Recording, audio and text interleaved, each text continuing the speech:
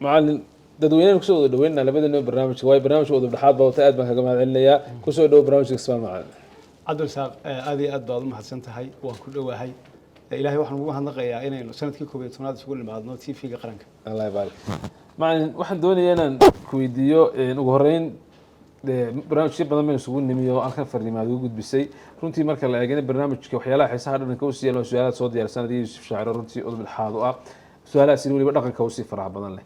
marka iska daa ardaydu xitaa qaarkood markaan akhrinaa kan anaga nagu istaagaano si kala eegna maxaa leedahay baa inuu af Soomaaliga iyo dhaqankii sida uu ka ganaado su'aali kale kaga duwanaado haday sportiga iyo ciyaarta wixii dhan dadku ay garanayaan bismillahir rahmaanir rahiim وبه نستعين على أمور الدنيا والدين والصلاة والسلام على سيدنا ونبينا محمد صلى الله عليه وسلم عبد الرزاق horta aad baad u mahadsan tahay af Soomaaligu horta waa afkeena koobaad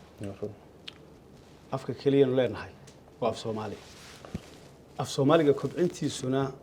waxay la xiriirdaa goobaha waxbarashada waxyaabahan isleeyahay waa lagu horumarin lahaa ama afka waa lagu kobcin lahaa waxaan u malaynayaa haddii la samayn lahaa guddigii af Soomaaliga haddii madaxweynuhu ku dhawaaqi lahaa oo guddiga af Soomaaliga la samayn lahaa oo dadka la bidayo inay aqoon leeyihiin afkan ay ku xeel dheeriin haddii la isugu yeedhi lahaa waxaan isleeyahay eray bixinna waa la heli lahaa wax badan oo dadka kayd u noqdana waa la qori lahaa tusaale ahaan markii af Soomaaliga la qorayay la hirgelinayay 72kii guddiga af Soomaaliga waxay ka digay wax badan oo kayda waad soo gaadhay cabdirasaaq oo dhammaan waxbarashada oo dhan af Soomaali baa lagu dhigan jiray bugaagta hadday tahay chemistry-ga haddii ay tahay maadada siimaan la bilaabay macallin Ingiriisiga waxay ka duwan waxa weeyaan waqtigii dalka lagu soo noqday inta badan manhajkii la hayay ee wax lagu baranayay kii hore ahaa marka physics-ka oo af Soomaaliya chemistry-ga oo af Soomaaliya biology-ga oo af Soomaaliya waxa aqoon bay runtii ahayd la deegaameeyay eray bixinta markay guddiga af Soomaaligu sameynayeen saddex qodob bay adeegsadeen oo haddii maanta la adeegsan lahaa aan isleeyahay af Soomaaligu sidoo yahay uu ka horumari lahaa mesela saddexda qodob waxa kamid ah ereyadii xilliga eray bixintii la sameynayay qodob wuxuu ahaa in ereygii af Soomaaliga ahaa ee hore macnihiisii macna cusub loo sameeyo mesela ereyada la soo qaatay sidoodii loo qaatay waxa kamid ah ereyga layli layligu wuxuu ahaa urka hayinka marka la layliyo ee la tababarayo ee rarka la barayo waxa loogu macneeyay ereyga exercise ereygii ahaa exercise waayo waxa weeye ereyga exercise waa af Ingiriisi af Soomaaliga loo soo qaatay wuxuu noqday erey hore jiray marka in ereyada qaarkood in sidooda loo soo qaato oo macna cusub loo sameeyo sida ereyga layli ereygii layli waa la soo qaatay exercise un baa loo bedelay ardaygii waa la layliyaa aqoontii baa lagu laylayaa oo lagu tababaraya waxa kaloo kamid ah ereyada sidoo loo qaatay sidoodii oo waxa weeyaan waxa kamid ah ereyga gibil مثلا juqraafiga oo kale gibilka hawada ayaan ku dhigan jirnay gibilka atmosphere-ka waxa afka qalaad lagu yiraahdo waxa kale oo kamid ah مثلا ereyga qabaal oo isaguna physics-ka ku jiray qabaalkii xoolaha lagu waraabin jiray sidiisa loo soo qaatay waxa kale guddiga Soomaaligu sameeyay qodobka labaad wuxuu ahaa inay sameeyaan erey bixin cusub erey bixinta cusub waxay ahayd laba erey oo la isku daray waa laba erey oo marka hore kala madax bannaan oo la isku keenay waxa kamid ah ereyga dheef iyo shiid dheef shiid baa la isku daray waxa kamid ah ereyga qulqul iyo maayad qulqulka maayada la yiri waa current-kii physics-ka markaan dhigay jiray qulqulka maayada waxa kamid ah mesela ereyada la isku daray ereyga kulbeeg oo waa thermometer-kii weeye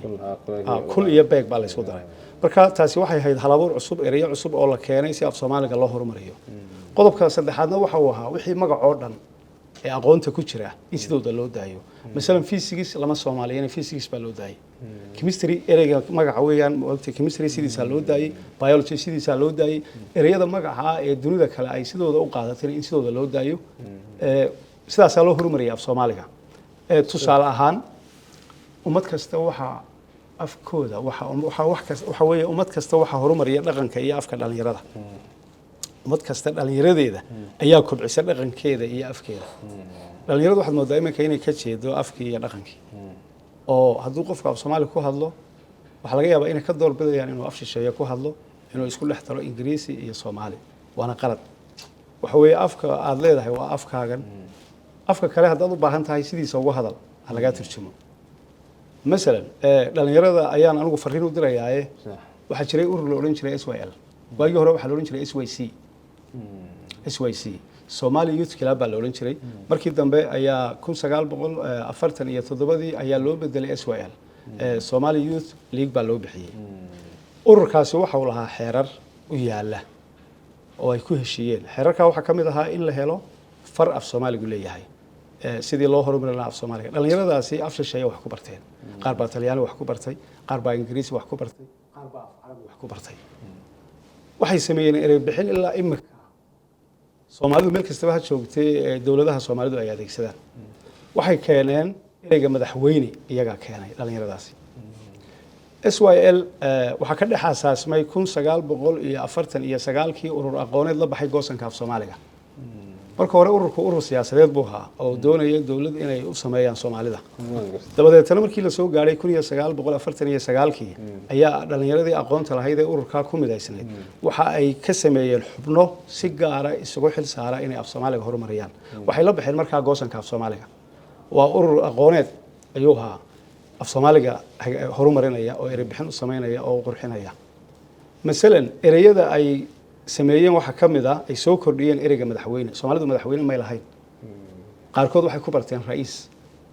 ereyga ra'iis oo af Carabi ku hayeen qaar kale waxay u yaqaaneen ereyga president oo af Ingiriisiya dabadeed waxay yiraahdeen haddii dawlad Soomaaliyeed la sameeyo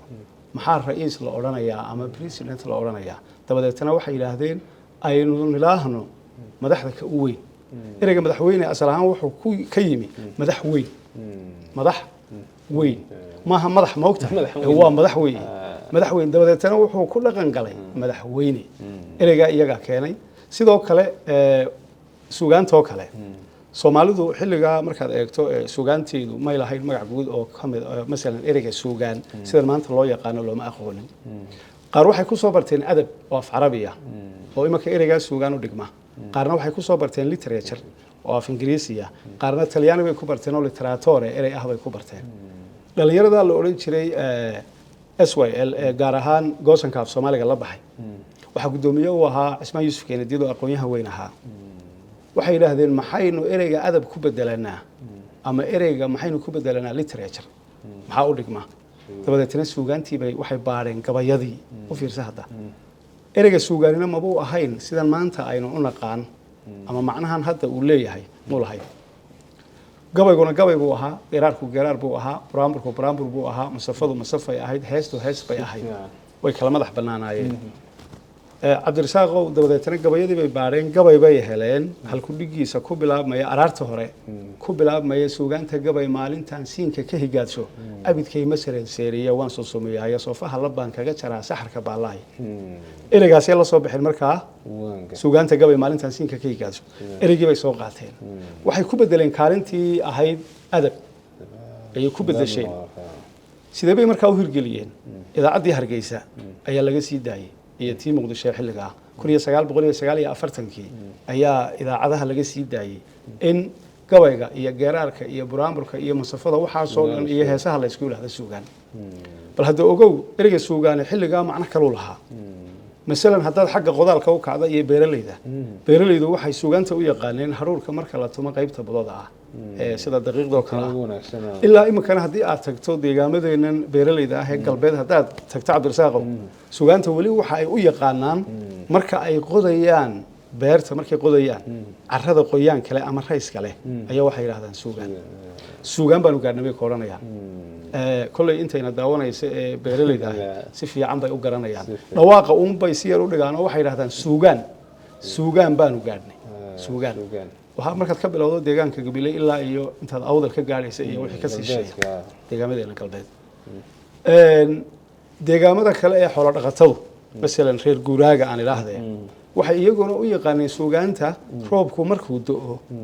geedaha u horeeya soo baxay ee doogga ah geedaha ugbaadka ah bay oran jireen dhulku suugaan buu leeyahay oo marka dhulku cagaaro roobku helo quruxda dhulku leeyahay way dhulku marka hore abaar buu ahaa uu fool xumaa indhaha ka soo boodayay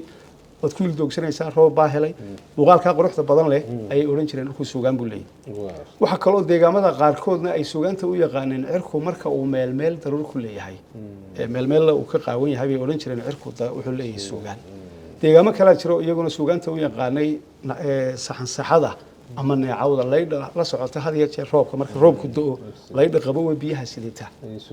saxan saxada imika aynu inagu nidhaa ay odhan jireen suugaan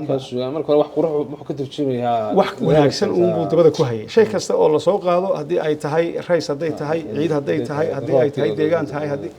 deegaamada qaarkood waxay suugaanta u yaqaaneen hadalka aan la fahmin ujeedadiisa ee sida gunuuska oo kale ah ee hunida masalan deegaamada koonfureed oo kale suugaan bay u yaqaaneen waxa kale oo jiray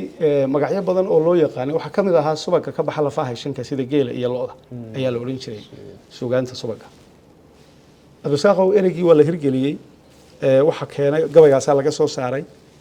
waxaa lagu qoray dabadeetana markii buugaagtii la qoray af Soomaaliga halkii af Soomaali laga qori lahaa si ereygu u hirgalo waxa lagu qoray suugaan dad imka soo qaaday buugaagtii dawladihii hore hadda soo qaaday Soomaalida ku midaysnayd waxa ku qoran suugaanta fasalka koowaad suugaanta fasalka labaad suugaanta fasalka saddexaad ilaa suugaanta fasalka afraad waxa la dhigayna suugaan kaliya maahay af Soomaaliga laakiin ujeedadu waxa weeye in ereygani dadka si fiican u galo sidaas oo u galay marka waxaan u baahanahay koow in dawladeena iyo dadkeenu intay iskaashadaan in la isu yimaado oo la sameeyo guddiga af Soomaaliga waa soo jeedin waxa kale oo Cabdisaaq intaan ku dari lahaa kaalinta xigta ee aan isleeyahay af Soomaaliga waa lagu horumarin lahaa waa bahdiina oo bahda saxaafadda weeye iyo bah kale oo soo korodhay bahda qoraalka oo mesela madbacadaha wax daabaca iyo wariyuhuba kaalin weyn bay ku leeyihiin af Soomaaliga in la horumariyo mesela ninka wariye markuu wax sheegayo waa inuu sheegaa erey qurux badan erey saxa ismaha hadalka waa inuu si qurux badan u qotamiyaa waa inuu xushaa oo kala doortaa ereyada xiro dhalanka af Soomaaliga xagga qoraalka markaad eegtana saxafiga wax qora iyo madbacadaha wax qoraya laftooduna waa inay qoraalka saxaan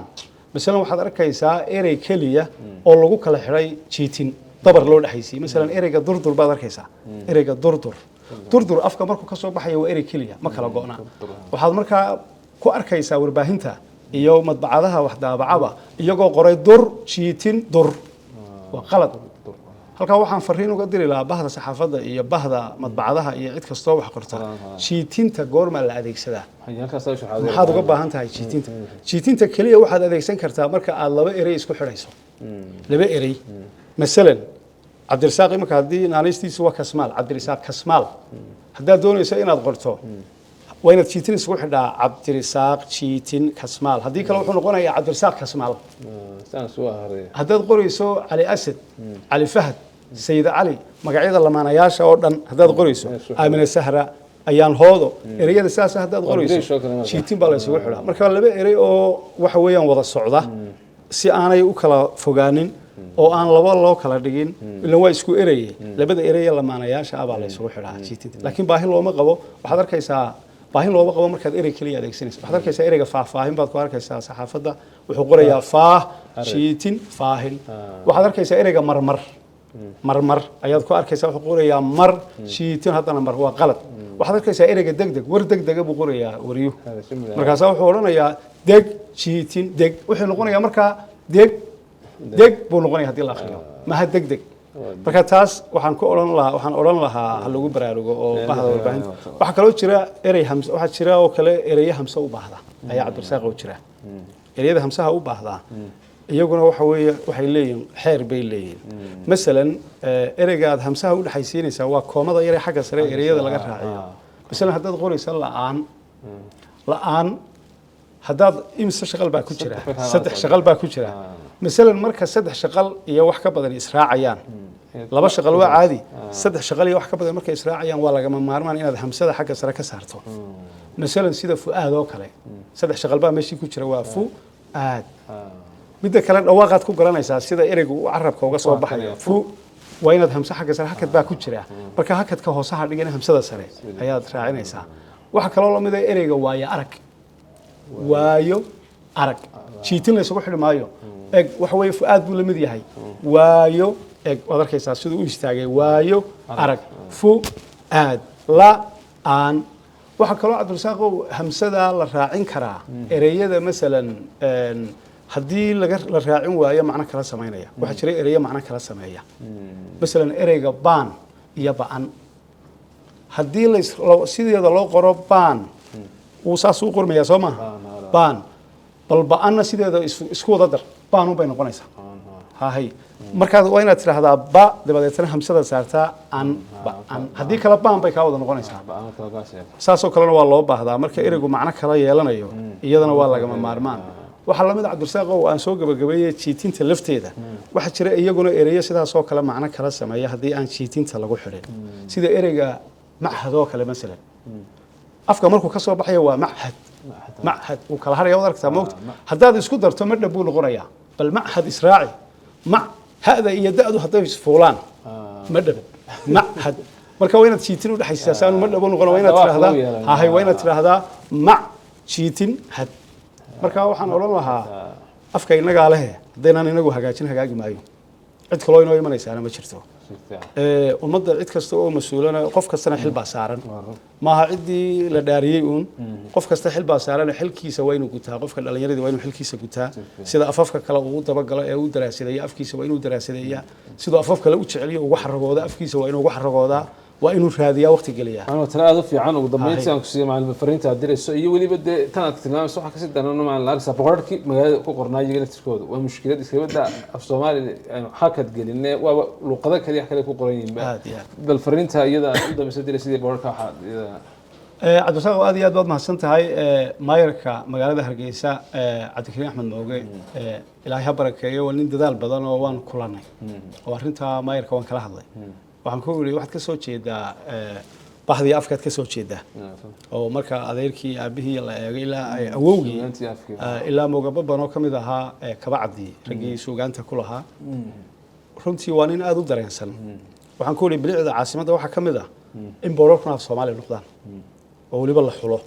oo halku Paris kaga qoranayo meel Hargeysa kamid ah meel dalkeena kamid ah inuu ku qorto la garanayo ama magac loo sameeyo loo xulay marka taana maayarka waan iska aragnay waxay u baahan tahay lafteeduna in ragga awoodda u leeyahay ay ka soo saaraan go'aan aniguna runtii iyo rag kale oo badanayna waxaanu jecelahay inaanu kala qayb qaadano wixii la weydiiyo waliba anagu gaar ahaan si tabaruc ah oo aan adduuniyada lama ku xidhnayn ayaan jecelahay in qaybteeda ugu daro way 20 sanadood baan af Soomaaliga dhigayo ka shaqeynayay marka maanta dhibigu ma aha hadii la yiraahdo erey bixin keen ama boorarka nagala qayb qaada sida af Soomaali loogu bedeli lahaa marka taasina waa hawl u taala madaxda dalka hogaaminaysa dawladda hoose iyo dawladda dhexe labadaba aad iyo aad u mahadsanyahay macallin bedel oo runtii aad uga mahadcelinayo in barnaamijkan qayb ka yahay runtii oo dhexaadada barnaamijkan uu kamid yahay macallin dabada hadalka ma yaalo barnaamijkan intaas aan ku soo xiri doonaa insha Allah meel kasta aad joogtaan رمضان كريم يعيد ونسمى نزلنا هاي برنامج sanadada dambe isku iman doonana macallinka aad baan ugu mahadcelinayaa. Assalaamu calaykum waraxmatullahi wabarakaatuh.